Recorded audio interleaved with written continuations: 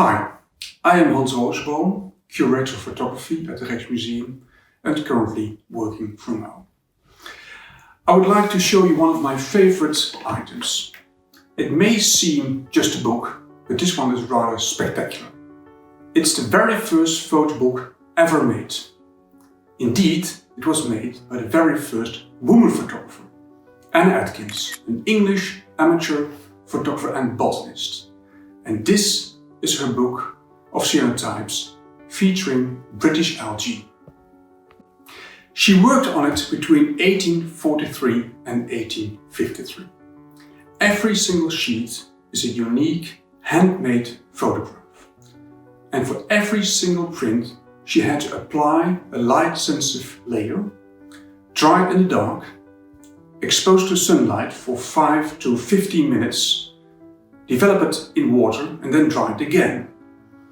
And that is why it took her some 10 whole years, to make the thousands of prints she needed to complete the small edition of her book, Photographs of British Algae.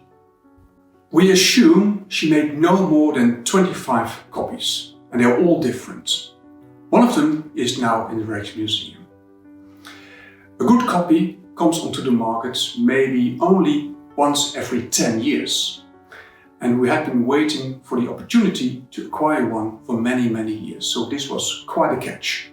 Atkins did not need a camera. She simply laid the algae on top of a piece of light-sensitive paper. This reacted to sunlight, but only where it was not covered by the seaweeds. During exposure time, the section exposed to sunlight turns bluish. And during development in water, this part then turns into a strong blue tone. And look at the prints themselves, they are stunning. Sometimes they look like modern art, and sometimes the algae are touchingly small and subtle.